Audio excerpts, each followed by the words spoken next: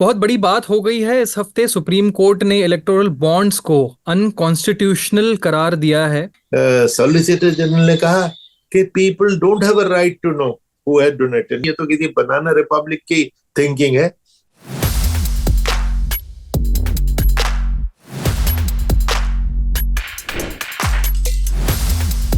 जनता से सीक्रेट रखा जाएगा किसने किसको क्या पैसे दिया, फंड कहां से आ रहे हैं, क्रोनी कैपिटलिज्म कैसे हो रहा है, कौन सरकार चला रहा है। जो पार्टियां जो कोर्ट में जाएंगी, एकदम आपको और मुझे उससे क्या इंप्रेशन होगा, उसका पता मतलब हुआ कि उसकी चोर की दाढ़ी में तिनका। जैसे ही कोर्ट में गया, कोर्ट ने फौरन कॉग्निजेंस लेके उसकी तारीख लगानी थी। किसी एक जर्नलिस्ट को 12:30 बजे रात को बेल तो दे सकते हैं आप।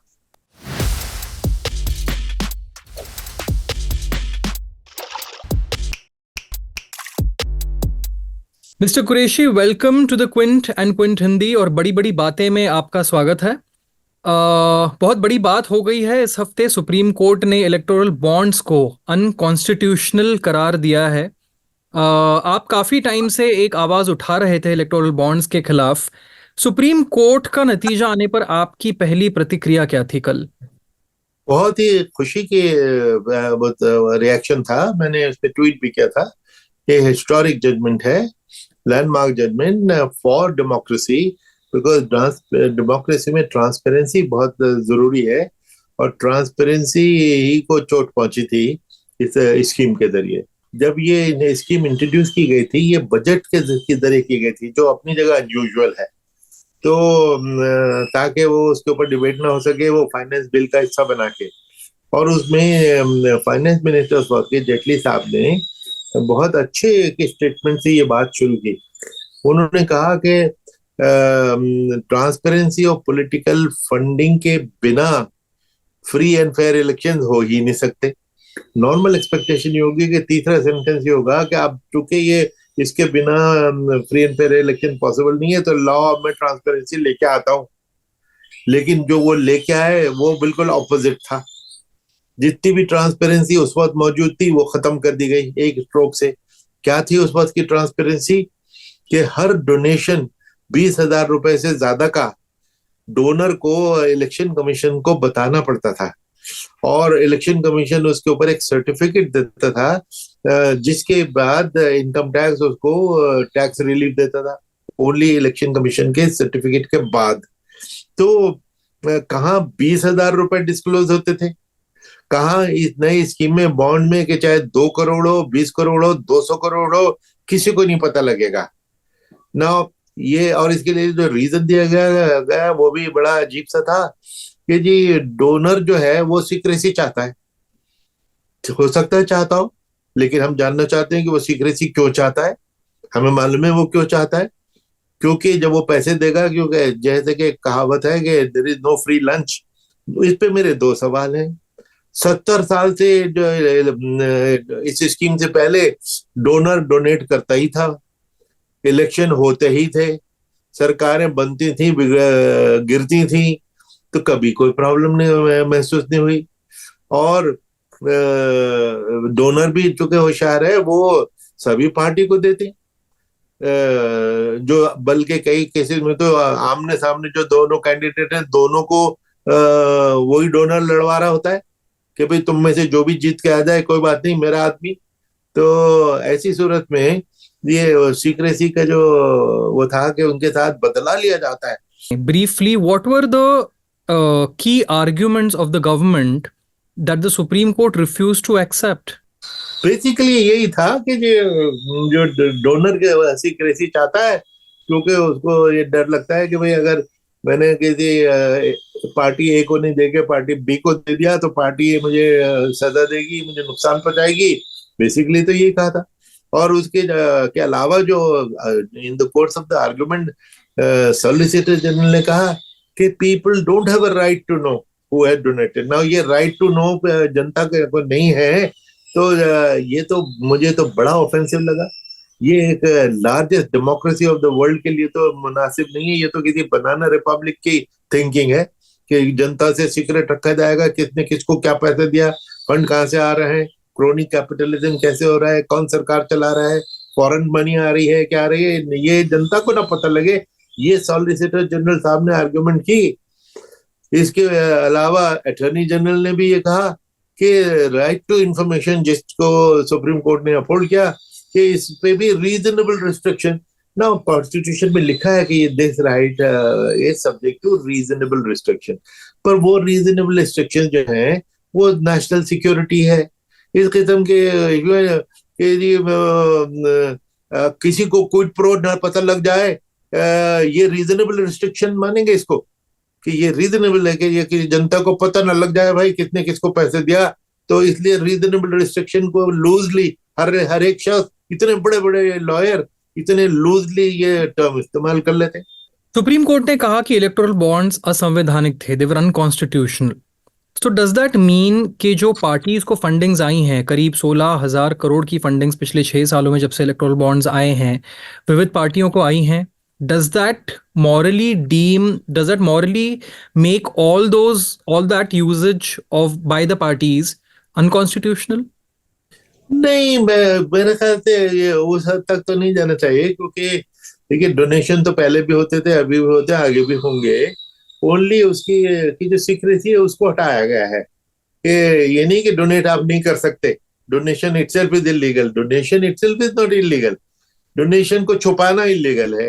तो कोर्ट ने यही कहा कि भाई स्टेट बैंक से कि जो अभी सब पेंडिंग है उसको तो खैर कैंसिल करो, आगे स्कीम फ्रीज करो, और जो पिछले 2-2.5 साल में जो जिसने जिसको दिया है वो दोनों की, लेने वाले की और देने वाले की लिस्ट इलेक्शन कमीशन को दो, जो 6 मार्च तक और 13 मार्च तक इलेक्शन कमीशन उसको वेबसाइट पे डालेगी, सबको पता लग जाएगा। उस वक्त एक्चुअली प्रॉब्लम शुरू होगी कि जब लोग एनालिसिस करना शुरू करेंगे, देखना चाहेंगे कि भाई कौन कौन सी ऑर्गेनाइजेशन है जिन जो अंडर इन्वेस्टिगेशन थी, तो उन्होंने पैसे दे दिए पार्टी को, और तो वो इन्वेस्टिगेशन दबा दी गई। क्या क्या क्विड प्रो को जिसको कहते हैं बदला, उसके बदले उनको क्या मिला, ये सारी चीजें एक्सपोज होने का डर होगा। तो जिस वजह से खलबली मची हुई। जैसा कि आपने कहा, it is a very risky thing for the government and all the political parties to be revealed who gave how much to whom at what point and when. Do you think the government will try to block this? सरकार की power में है to counter this in the court or try any other way to try to block it from becoming public? नहीं, देखिए इसमें दो बातें कि एक तो किसने किस कॉर्पोरेट ने किस पार्टी को दिया, इस पे किसी को कोई इतराज नहीं है। आप 100 करोड़ दो, 1000 करोड़ दो, लेकिन डंके की चोट दो, पब्लिकली पब्लिक नॉलेज में दो कि ये तो जिन लोगों ने पिछले 6 साल में पैसा दिया, उन वो तो उन्होंने इस इंप्रेशन में कि जो जब दे रहे हैं ये सीक्रेट रखा जाएगा, और अब वो जो आउट होगा तो उनके लिए तो बड़ी एम्बेरसमेंट होगी। तो इस वजह से वो शायद कोर्ट में जा सकते, हो सकता है जाए, हो सकता है कामयाब हो जाए इसमें कि भाई सुप्रीम कोर्ट इतना ऑर्डर में तो तब्दीली कर दे कि भाई चलो इसका इफेक्ट पीछे का छोड़ देते हैं, आगे ना करना। लेकिन ये जरूर है कि जो पार्टियां जो कोर्ट में जाएंगी, एकदम आपको और मुझे उससे क्या इंप्रेशन होगा कि कोई पार्टी गई कि साहब ये सब मैंने कितने पैसे दिए, ये पब्लिक को क्यों बताया जा रहा है, उसका पता मतलब हुआ कि उसकी चोर की दाढ़ी में तिनका, वो क्यों छुपाना चाह रहा है भाई, उसका कोर्ट में जाना इटसेल्फ इज चोर की दाढ़ी में तिनका। अगर इलेक्टोरल बॉन्ड्स इस हद तक असंवैधानिक थे कि सुप्रीम कोर्ट को उन्हें पूरी तरह से खारिज करना पड़ा, how did they come into being in the first place? What kind of acts were amended for it before they could actually be made legal at that point? नहीं, देखिए ना, उसमें एक्चुअली बहुत ज्यादा चालाकियां की गई थी। सबसे पहले तो इलेक्टोरल बॉन्ड को इंट्रोड्यूस करना बजट स्पीच के जरिए, क्योंकि आपको मालूम है कि बजट जो है, मनी बिल है, वो सिर्फ लोकसभा में होता है, राज्यसभा में जाता नहीं। कि उसके साथ बहुत सारे एक्ट और अमेंड कर दिए गए। कंपनी एक्ट में सेक्शन 182 में यह है कि या 183 कि आप वहां के जो शेयर होल्डर्स हैं उनको पता होना चाहिए कि उनकी कंपनी किस पे क्या खर्चा कर रही है, अगर किसी को डोनेशन दे रही है तो किसको दिया है, क्यों दिया है। तो वो डोनर का वो राइट इन्होंने, जो शेयर होल्डर का वो राइट छीन दिया, उसको बदल दिया। तीसरी चीज जो बड़ी एक इम्पोर्टेंट थी कि अगेन कंपनी एक्ट में कि 7%, 7% से ज्यादा प्रॉफिट जो पिछले 3 साल का है उससे ज्यादा आप डोनेशन नहीं दे सकते। उसको 7 से बढ़ा के 15, 15 से बढ़ा के 25 नहीं, हटा दिया टोटली। आप 100% प्रॉफिट भी पॉलिटिकल पार्टी को दे दीजिए। और अगर आप प्रॉफिट में नहीं भी चल रहे हैं, घाटे की कंपनी है, तो आप घाटे के बावजूद भी कंपनियों को दे सकते हैं। तो कितनी इसमें शेल कंपनीज, तो बोगस कंपनीज बनी होंगी जिनका काम ही सिर्फ सरकार चलाना, पॉलिटिकल फंडिंग करना। या फिर एक और था फॉरेन कंट्रीब्यूशन रेगुलेशन एक्ट, उसमें foreign donation was totally band, कोई नहीं ले सकता था। तो उसको उसको भी हटा दिया गया। फॉरेन पैसा भी आया और हमें पता भी नहीं लगे कि कौन सी कंट्री हमारा इलेक्शन चला रही है। और ये कोई इमेजिनरी फियर नहीं है। What do you think the election commission could have done more? Do you think the election commission did as much as it could? आपको लगता है पर्याप्त इसके खिलाफ एक आवाज उठाई गई इलेक्शन कमीशन की तरफ से? जी बिल्कुल बिल्कुल। इलेक्शन कमीशन ने 2017 में ही बहुत ही स्ट्रांगली वर्डेड लेटर लिखा था लॉ मिनिस्ट्री को कि साहब ये तो ट्रांसपेरेंसी खत्म हो जाएगी, कितने इलीगल मनी ट्रांजैक्शन होगी, इसके खतरनाक सारे इम्प्लीकेशन। इलेक्शन कमीशन ने तो खुद लेटर लिखा था। लेकिन हैरानी की बात यह है कि 3 साल बाद उसी कोर्ट में इलेक्शन कमीशन ने अपनी पलटी मार दी कि साहब ये तो जो वो सिस्टम है, जो इलेक्ट्रल बॉन्ड अच्छा है, और तो भाई ये पहले अच्छा था कि ये अब अच्छा है, ये स्टैंड क्यों चेंज हुआ।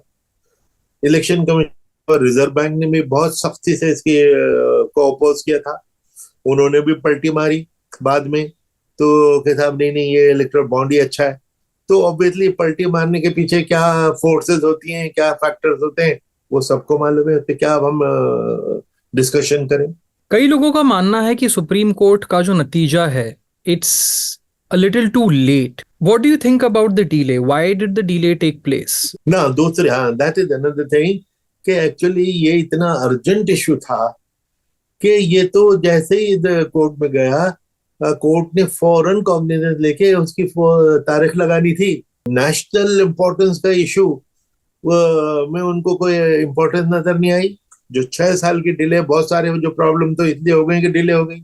अब जैसे आपने पूछा कि जो 3-4 साल के जो डोनेशन है उनका क्या होगा, पब्लिक किया जाएगा, ये सारी सिचुएशन ना आती अगर ये फैसला 5 साल पहले हो गया होता।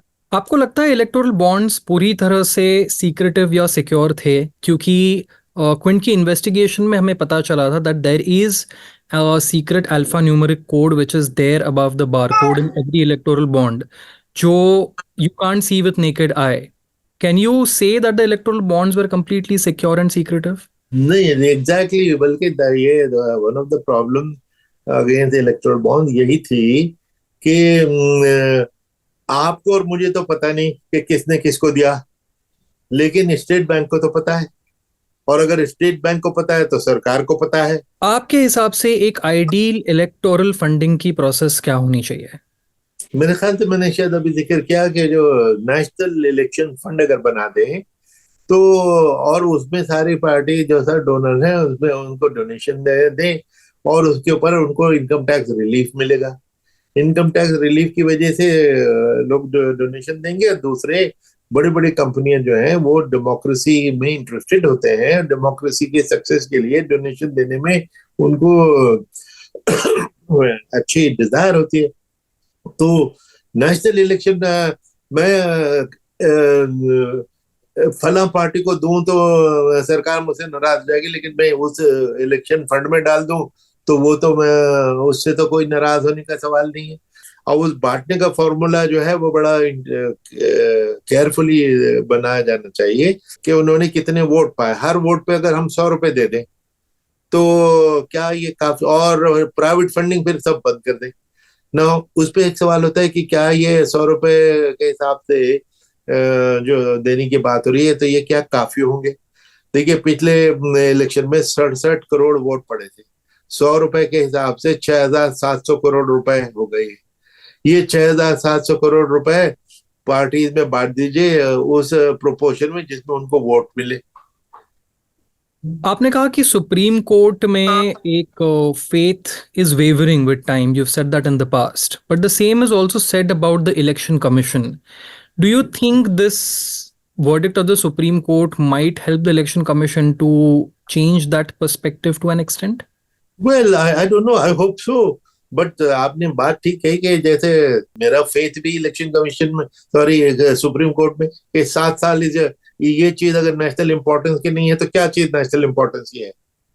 किसी एक जर्नलिस्ट को 12:30 बजे रात को बेल तो दे सकते हैं आप, लेकिन नेशनल इंपॉर्टेंस की चीज जिसमें, बिकॉज देखिए मैंने कई बार कहा है कि इलेक्शन में जो खर्चा होता है, corruption in election is the mother of all corruption in the country. मैंने हमेशा पिछले 15 साल में 20 आर्टिकल्स में, किताबों में, उसमें guardian angel of democracy and guardian angel of election commission लिखा है. उस कॉन्टेक्स्ट में इस जजमेंट का आना इस फेथ को रिस्टोर करता है. बड़ा बोल्ड जजमेंट है और स्ट्रॉन्ग एक्सप्लिसिट जजमेंट है. लोगों का फेथ इलेक्शन कमीशन में भी वेवर हुआ है, लेकिन इलेक्शन कमीशन पे जब कोई उंगली उठाता है तो मुझे तकलीफ जरा ज्यादा ही होती है, क्योंकि मैंने भी उस स्ट्रक्चर में 2-4 ईंटें मैंने भी लगाई थी. बहुत बहुत धन्यवाद क्विंट और क्विंट हिंदी से बात करने के लिए और हमसे बड़ी बड़ी बातें पर जुड़ने के लिए. Thank you very much. Thank you very much.